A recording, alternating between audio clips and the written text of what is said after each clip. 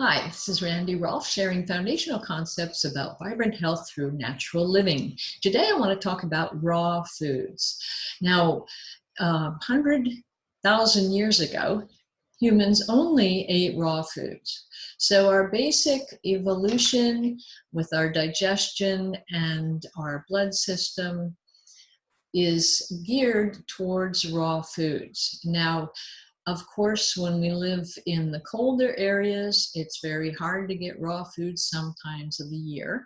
And as humans, we learned how to cook foods so that some foods that weren't digestible or usable by our systems that we couldn't eat, we learned how to cook them and make them edible and nourishing for us. And so we were able to populate the whole world because we could cook stuff that we couldn't get raw in many of the seasons of the year.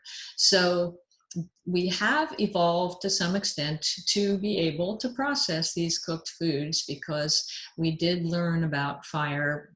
Apparently, they think maybe 100,000 years ago, and we certainly had started cooking, and they find in the remains in paleontology that we were cooking foods way back when. So we have had time to evolve to cooked meats and certain vegetables, root vegetables. We have been cooking them long enough to have evolved to use them. But that doesn't mean that we can totally rely on them. Now, some cultures have come to the point where they can rely, like Eskimos, where there's just absolutely no fresh food available at certain times of the year. But for most of us, it really is available, and it's better to get it because it has the live enzymes and it's highly digestible because, like I said, we evolved eating raw foods. And there's lots of good fiber and healthy water.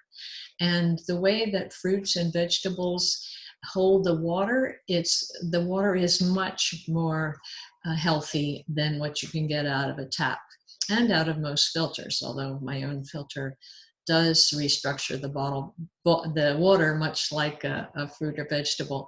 But still, it's best to get it from fruits and vegetables. So of course you need to drink good water if you're drinking all kinds of, eating all kinds of other things, but the water you get from fresh fruits and vegetables is second to none.